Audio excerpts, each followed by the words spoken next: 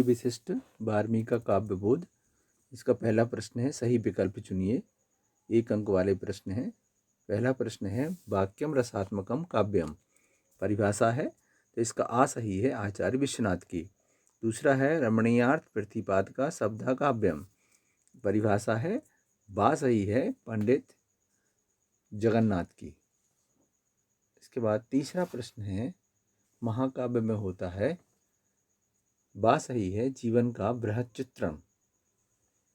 चौथा है कि कवित्व के प्रत्येक चरण में वर्ण होते हैं। यहाँ कविता लिखा है, उसको सुधार लें। कवित्व में 31 वर्ण होते हैं। आ सही है। पांचवा है, चित्त की उत्तेजना वृत्ति से संबंध होता है, तो आ है।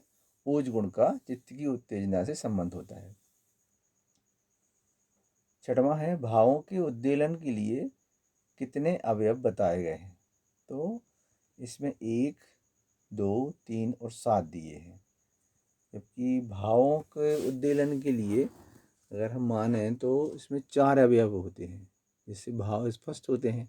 एक स्थायी भाव, विभाव, अनुभाव और संचारी भाव। और चूंकि इसमें 4 कहीं दिया नहीं है, तो इसमें 1 ही सही रहेगा, क्योंकि जो भावों का उद्दीलन होता है वो उद्दीपन के माध्यम से होता है, तो उद्दीपन सही होगा, तो वो 1 हम सही माने। तो भावों के उद्दीलन के लिए कितने अवयव बताए गए हैं, तो आ सही है 1। सातवां है, करुण रस का स्थायी भाव। बा सही है शोक। आठवां है, जहाँ कारण के बिना भी कार्य होता है वहाँ अलंकार है विभावना। नवा है, काव्य की शोभा बढ़ाने वाले तत्व कहलाते हैं अलंकार। 10वां है, दुर्मिल सवैया में वर्णों की संख्या होती है। दा सही है 24। और 11वां है, चरण कमल सम कोमल में उपमान है, तो इसमें कमल उपमान है। और प्रश्न क्रमांक दूसरा है, रिक्त स्थानों की पूर्ति कीजिए। तो मम्मट ने काव्य को सगुणाबलकृति पुनः क्वापी कहा है। दूसरा है, प्रबंध काव्य के 2 भेद महाकाव्य और खंड काव्य हैं। तीसरा है, आदि कवि वाल्मीकि कृत रामायण एक महाकाव्य है। चौथा है, जिस कार्य में गद्य तथा पद्य मिश्रित रूप में प्रयुक्त होता है उसे चंपू काव्य कहते हैं।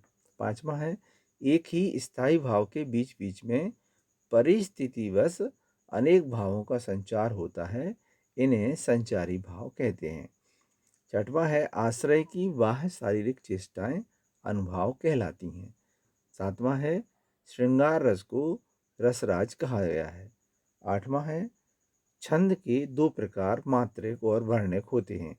नवां है, छप्पा छंद रोला और उल्लाला से मिलकर बनता है। 10वां है, सहृदय के हृदय में स्थित अस्थायी भाव को संचारी भाव कहते हैं। प्रश्न क्रमांक 3, सत्य असत्य लिखिए। पहला है, प्रबंध काव्य की 2 भेद महाकाव्य और खंड काव्य होते हैं। सत्य। दूसरा है, श्याम नारायण पांडे द्वारा रचित हल्दी घाटी का युद्ध एक सुप्रसिद्ध महाकाव्य है, ये गलत है।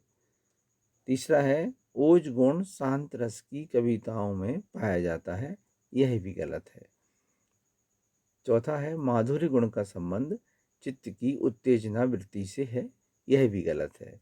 पांचवा है, समस्त असिद्ध के उपस्थित रहने पर भी कार्य संपन्न न हो तो वहाँ विभावना अलंकार होता है, तो यह भी असत्य है।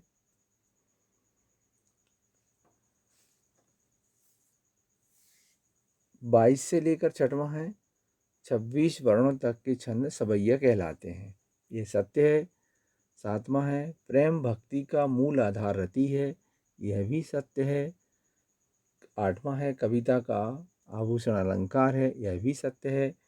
नवां है, कविता पढ़ते समय विराम या रुकने को तुक कहते हैं, यह भी सही है। 10वां है, जहाँ रस होता है वहाँ गुण अवश्य होता है, यह भी सही है। अब प्रश्न क्रमांक है चौथा, सही जोड़ी बनाइए।